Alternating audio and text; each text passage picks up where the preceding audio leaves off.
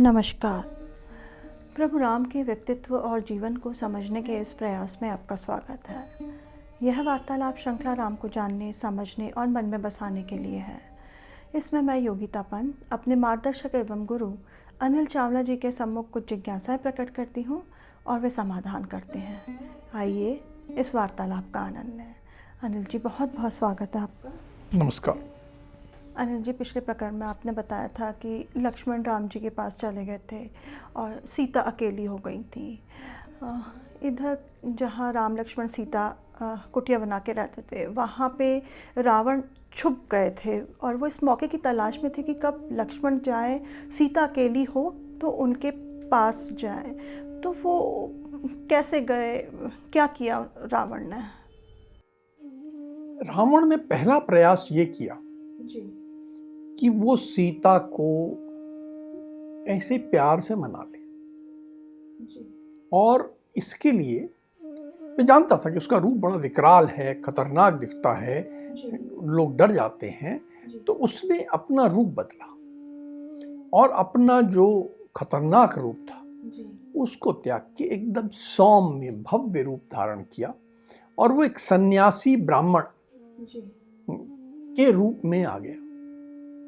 अब एक सन्यासी ब्राह्मण के रूप में वो वहां उपस्थित हुआ और उपस्थित होके उसने अपने रावण वाले गुण नहीं दिखाए। वह उसका उद्देश्य था कि मैं बिना किसी जोर जबरदस्ती के केवल सीता की प्रशंसा कर लूं, सीता मुझ पे लट्टू हो जाए और मेरे साथ चलने को ऐसे ही तैयार हो जाए। तो इसलिए वो इस रूप में बन के, ब्राह्मण बन के, सन्यासी बन के, बिल्कुल अच्छे वस्त्र पहन के, सौम्य रूप धारण करके सीता के सम्मुख उपस्थित हुआ और उससे वार्तालाप करने लगा, उसकी प्रशंसा करने लगा।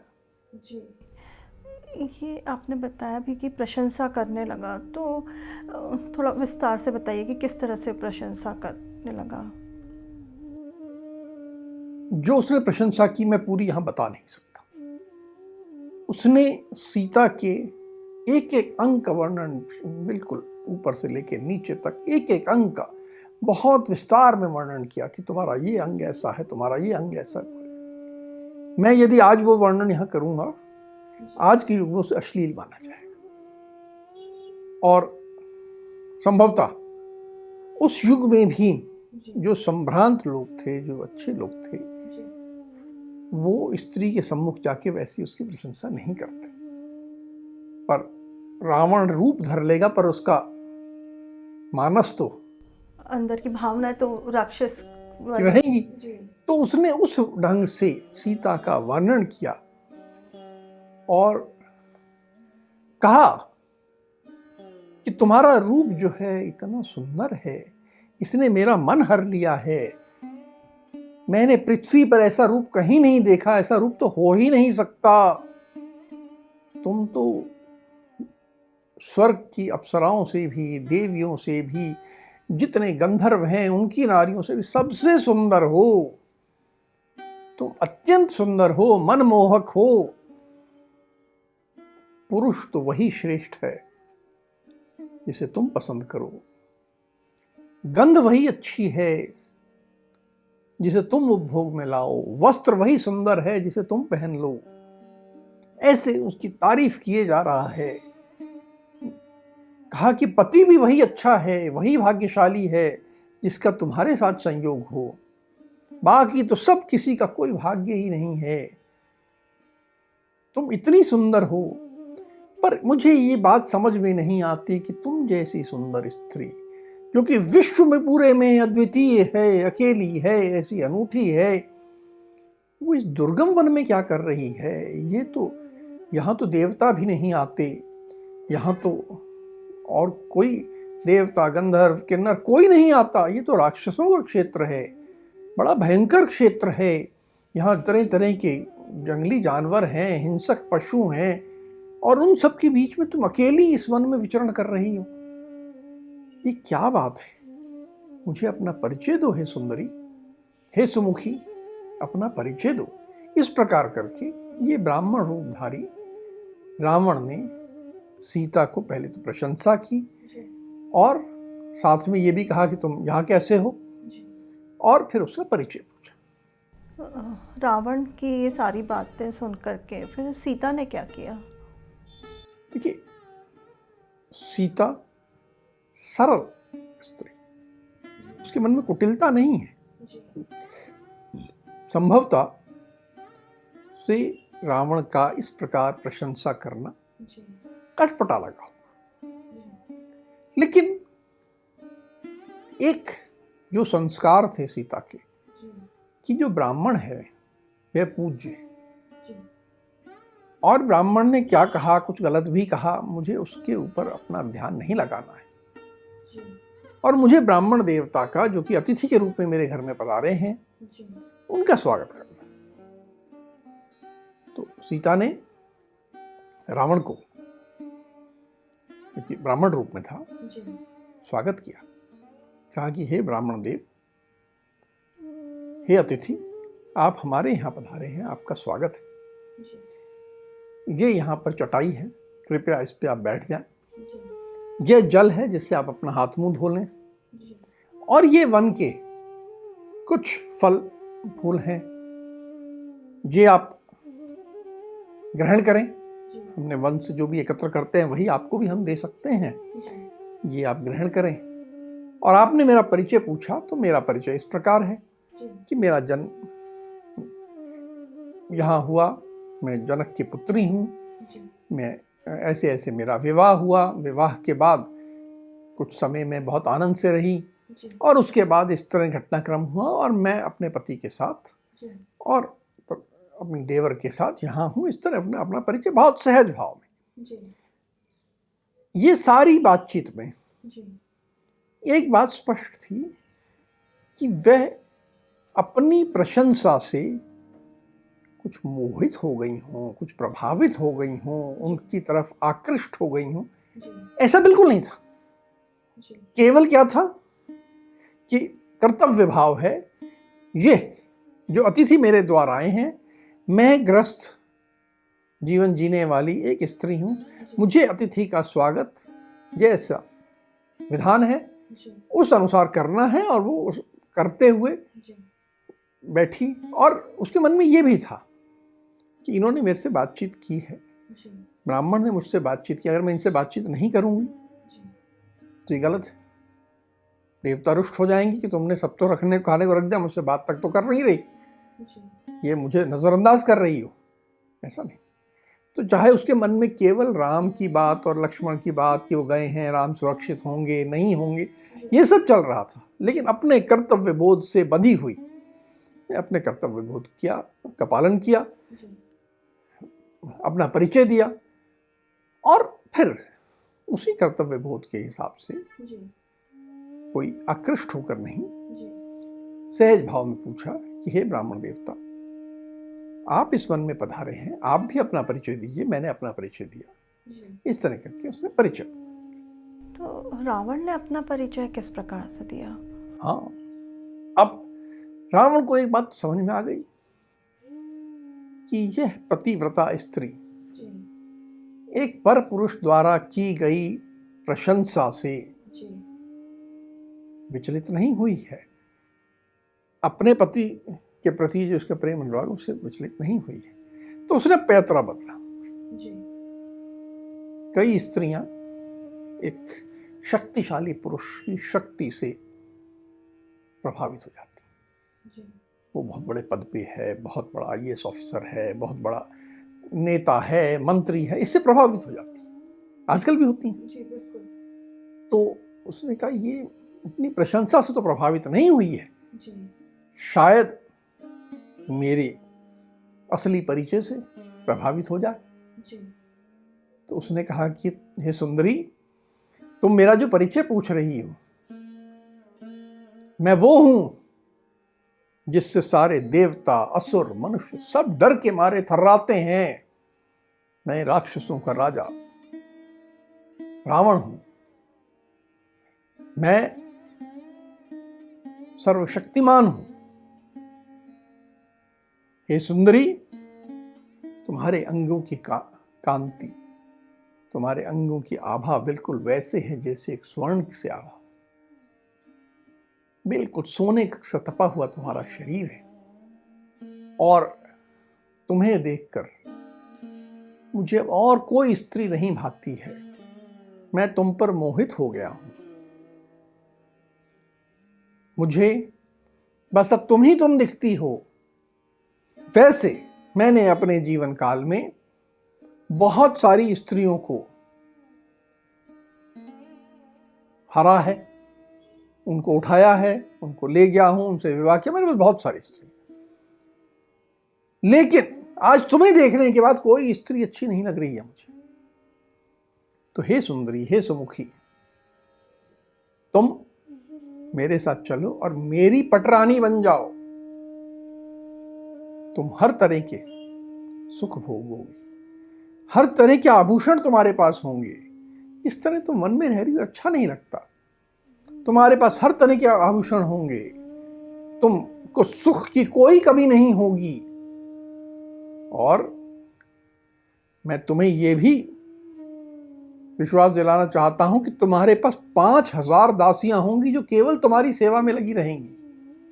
5,000 दासियों को भी उसने लालच दे दिया कि करो और तुम मेरी भार्या बन जाओ, मेरी पटरानी बन जाओ, मुझे स्वीकार कर लो।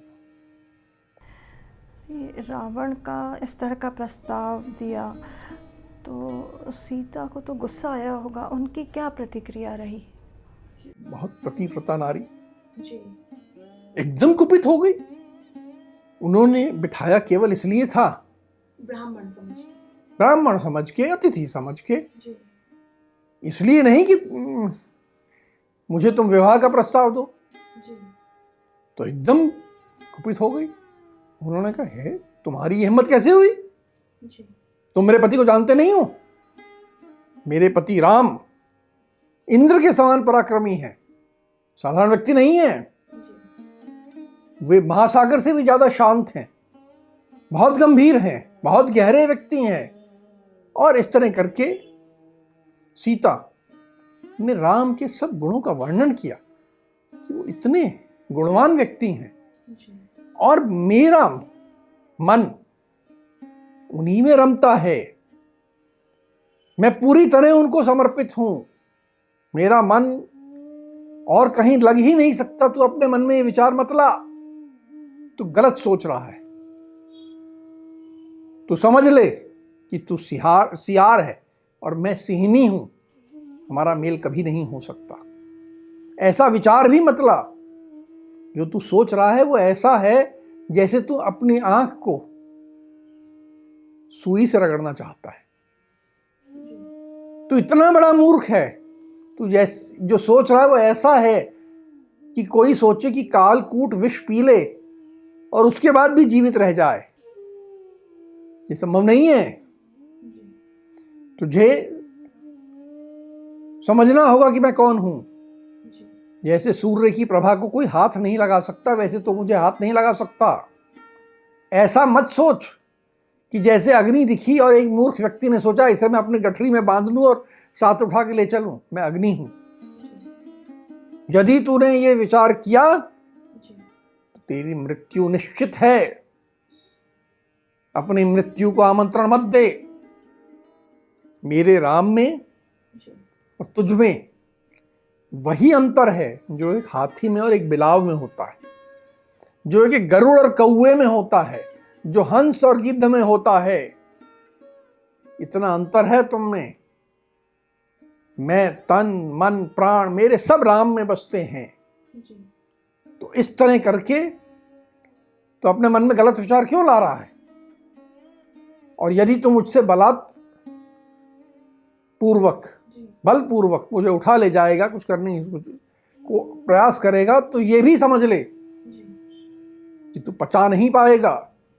जैसे एक मक्खी अगर घी पी ले तो उसको पचता नहीं है। मुझ जैसी पतिव्रता नारी को तू यदि हाथ भी लगाएगा तो जल जाएगा। तेरी मृत्यु निश्चित है। तो ये मन में विचार मत ला और इस विचार को भूल जा। ये बिल्कुल संभव नहीं। अनिल जी, यहाँ पे सीता जी की एक बात बहुत प्रशंसनीय है कि वो बहुत पतिव्रता थी और समर्पित स्त्री थी एक। ये आज के युग में थोड़ा कम देखने को मिलता है। अब सीता जी की बात सुन के तो रावण भी बहुत क्रोधित हुआ होगा। स्वाभाविक था, विश्व का सबसे शक्तिशाली व्यक्ति जी और उसका इतना अपमान, जी उसको सियार की उपमा दी जा रही है। जी कहा जा रहा है कि तू सियार है, मैं सिंहनी हूं, जी मेरे राम ऐसे हैं, मेरे राम ऐसे हैं, तू उनके बराबर कुछ नहीं है, वो हंस हैं और तू गिद्ध है, वो गरुड़ है और तू कौआ। ये बहुत अपमान था, जी लेकिन मोहित था, जी मजबूर था। प्रारंभ उसने किया था एक अत्यंत सौम्य रूप से, जी फिर उसने अपना परिचय दिया रावण के रूप में। जी अब और क्रोधित हो गया जी तो अपनी शक्ति की बात और ज्यादा करने लगा। जी उसने कहा तुम मुझे जानती नहीं हो, मैं कुबेर का सौतेला भाई हूं। एक बार किसी बात पे जी मेरा और कुबेर का युद्ध हो गया और मैंने कुबेर को परास्त कर दिया था, जी और परास्त करके ही मैंने ये लंका जिसका मैं राजा हूं, लंका कुबेर से जीती थी। जी और कुबेर से ही मैंने जो पुष्पक विमान मेरे पास है, जी जो केवल विचारों की शक्ति से चलता है, जी वो भी मैंने उसी से छीना है। उसी युद्ध में मैंने जीता है। जी मैं बहुत शक्तिशाली हूं, तुम समझो इस बात को। पूरे विश्व में जी कोई ऐसा नहीं जिसको मैंने परास्त ना किया हो, चाहे देवता हो, चाहे गंधर्व हो, चाहे पक्षी हो, चाहे नाग हो। प्रकृति का हर कुछ मुझसे डरता है। मैं जब मेरे सामने तो सूर्य का तेज भी धूमिल हो जाता है, नदियां स्थिर हो जाती हैं, नदियां चलना रुक जाती हैं, मेरे डर के मारे वृक्ष के पत्ते हिलना बंद हो जाते हैं। जी तुम किस तरह की बातें कर रही हो? तुम मुझे जानती नहीं हो, तुम मेरी लंका को भी नहीं जानती। मेरी लंका इंद्र की अमरावती से अधिक सुंदर है, अधिक भव्य है। हमारे यहां महलों के जी दालान और फर्श सोने के बने हुए हैं। कोई ऐसा स्थान तुम्हें मालूम है? तुम किसके बारे में ऐसी बात कर रही हो? तुम मुझे उस व्यक्ति से डरा रही हो जी जो कि साधारण मनुष्य है, जो कुछ है ही नहीं। अरे तुम लंका में मेरी पटरानी बनकर चलो, जी तुम इतने सुख से रहोगी, इतने वैभव में रहोगी जी कि मनुष्यों को भूल जाओगी कि मनुष्य क्या होते हैं। और मनुष्यों में भी किस मनुष्य की बात कर रही हो? कितना निकृष्ट मनुष्य है वो राम। मुझे मालूम है तुमने बड़ी बड़ी बातें करी, ऐसा हुआ वैसा हुआ। अरे राजा दशरथ ने अपने प्रिय पुत्र को राजा बना दिया और अपने ज्येष्ठ पुत्र को घर से निकाल दिया। अब ये वन वन भटकता फिर रहा है। असली बात तो ये है, ये वन वन भटकता फिर रहा है, ये बुद्धिहीन है, राज्य भ्रष्ट है, मूर्ख है, हर तरह से अयोग्य है। तुम ऐसे राम को लेकर क्या करोगी? तुम्हारा भाग्य बहुत अच्छा है कि मैं राक्षसों का राजा, पूरे त्रिभुवन में सबसे शक्तिशाली, स्वयं तुम्हारे पास आया और तुमसे अनुरोध कर रहा हूं। ये तुम्हारा भाग्य है, इस भाग्य को नकारो मत, मेरे प्रस्ताव को स्वीकार कर लो, यही तुम्हारे हित में है। ऐसा सौभाग्य तुम्हारे सम्मुख आया है और उस सौभाग्य को तुम नकारना चाह रही हो। कैसी गलती कर रही हो? तुम अपने आप को बड़ी बुद्धिमान स्त्री समझती हो, तुम्हारी बातों से ऐसा लगता है, पर हो तुम मूर्ख। उस मूर्ख राम का ही कुछ तुम पर प्रभाव आ गया लगता है। ये मूर्खता छोड़ दो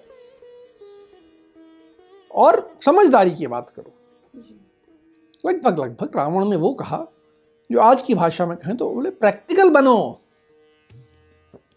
कहाँ ये जंगल का वनवासी राम, और कहाँ वैभव की पराकाष्ठा।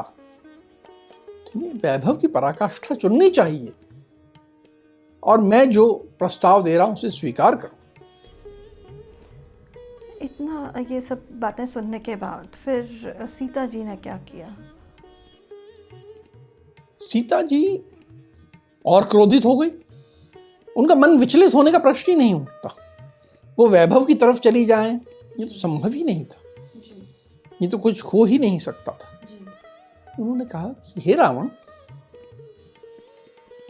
तू कहता तो है कि तू कुबेर का भाई है। कुबेर तो देवताओं के भी वंदनीय है, पूजनीय है। इतने महान व्यक्ति का भाई होने का दावा करता है, और इतने छोटा कर्म करना चाहता है, इतना पाप कर्म करना चाहता है कि पर स्त्री का तो हरण करना चाहता है। कैसी बात कर रहा है तू? तेरी बुद्धि समाप्त हो गई है क्या? तू एक बात समझ ले कि इंद्र की पत्नी शची का कोई हरण कर ले तो संभव है कि वो बच जाए, लेकिन राम की प्रिय पत्नी हूं मैं, राम की एकमात्र पत्नी हूं मैं। मेरा हरण करके, मेरा अपमान करके तू जीवित नहीं बचेगा। ये बात मैं तुझे समझा रही हूं, तू समझ ले। ये भी समझ ले कि यदि तूने मेरा हरण किया तो उसके बाद यदि तू अमृत भी पी ले तो विश्व में, इस ब्रह्मांड में कोई शक्ति तुझे मृत्यु से नहीं बचा पाएगी। तो इतनी बड़ी गलती कर रहा है, ऐसा मत कर। सीता जी की बात सुनने के बाद फिर रावण ने क्या कहा? अब रावण के सारे प्रयास असफल हो चुके थे। उसने सौम्य रूप कोशिश की, अपने परिचय देने की कोशिश की, अपने डर दिखाने की कोशिश की कि मैं ऐसा ऐसा हूं, किसी तरह से विचलित तो नहीं हुई थी। तो उसने अब अपना जो सारा माया थी, आडंबर था, सौम्य रूप का, भव्य रूप का, वो सब त्याग दिया और अपने असली रूप में आ गया। उसी विकराल, उसी भयानक काला शरीर पे जगह जगह चोटों के निशान, विभिन्न बार चोटें लगी हुई, और ऐसा भयानक रूप जो था उसमें पूरा सामने आ गया। बिल्कुल ऐसा लग रहा था शरीर जैसे काले मेघ होते हैं वैसा उसके का शरीर, आंखें क्रोध से लाल, एकदम क्रोध से लाल। और उसने कहा, हे मूर्ख औरत। अब वो कोशिश नहीं कर रहा था कि ये मेरे प्यार से मान जाए, उसको मैं मोह लूं, ये मुझको प्रयास छोड़ चुका था, प्रयास अपनी असफलता मान चुका था। लेकिन अब ये आक्रामक रूप में था। उसने कहा, हे मूर्ख औरत, कैसी बातें कर रही है? तेरे योग्य पति मैं ही हूं। इस विश्व में तेरे जैसी सुंदरी का पति होने की योग्यता केवल मुझ में है, राम में बिल्कुल नहीं है। वो साधारण मनुष्य में क्या होगी? और तेरे मन में जो राम के प्रति अनुराग है वे केवल मूर्खता है। राम की आयु समाप्त हो गई है, तो क्यों विधवा जीवन जीना चाहती है? समझदारी से काम ले और चल मेरे साथ। राम की बुद्धि खोटी है, वह बुद्धिहीन है, तुझे तो मेरे साथ चलना ही होगा। और कह के सीधा राम की बुराई करते हुए रावण सीधा सीता की ओर बढ़ा। उसने सीता के बाल पकड़े, नीचे की तरफ हाथ डाल के उसको पीछे से उठा लिया और बिल्कुल जिसे कहते हैं बलपूर्वक उसका हरण करने के लिए, अब उसकी सहमति की बात नहीं कर रहा था, अब तो जोर जबरदस्ती से केवल बालों से खींच के और नीचे से उठा के उसको उठा लिया। इतने में उसका रथ आ गया और वो रथ की तरफ सीता को उठा के उसने रथ में बिठाया, खुद रथ में बैठ गया और सीता को अब जोर जबरदस्ती से हरण करके ले जाने लगा। अब जब सीता जी को रथ में बैठा लिया तो सीता जी ने चीख पुकार मचाई होगी मदद के लिए। अब तक वो बातचीत कर रही थी, अब बातचीत समाप्त हो गई थी। उनके पास ये शक्ति नहीं थी कि उसका प्रतिकार कर सके। तो उन्होंने राम को पुकारा, लक्ष्मण को पुकारा, कहा हे देवी देवता जो भी इस वन के हो मेरी रक्षा करो, जो भी प्राणी देख रहे हो देखो मेरे साथ क्या हो रहा है। सबको पुकारा और बहुत पीड़ा भर ढंग से पुकारा। और फिर उन्हें याद आया कि यहाँ एक और है जो मेरी सुरक्षा के लिए है, जो मेरे ससुर का मित्र है। तो उन्होंने कहा हे जटायुदे पक्षीराज, आप कहाँ हो, मेरी रक्षा करो। इस बार उन्होंने जटायु का नाम लिया। उनको वो याद आया होगा, उनको याद आया तो उन्होंने जटायु का नाम लिया। इस तरह उन्होंने सबको पुकारा और अपनी जो कर सकती थी उस समय इतने बड़े सशक्त व्यक्ति के सामने उन्होंने करने का प्रयास किया। ये बहुत दुखद पूर्ण घटना है किसी भी एक स्त्री के साथ, बहुत भयंकर है और विचलित कर देने वाली है सबके लिए, और रामायण में पर एक महत्वपूर्ण घटना है। अब जटायु को पुकारा सीता जी ने, इसकी चर्चा हम अगली प्रकरण में करेंगे। अब आज की चर्चा को हम यहीं विराम देते हैं। अगले प्रकरण में राम के जीवन से जुड़े कुछ अनछुए पहलुओं के साथ हम दोनों फिर उपस्थित होंगे। राम राम। राम राम।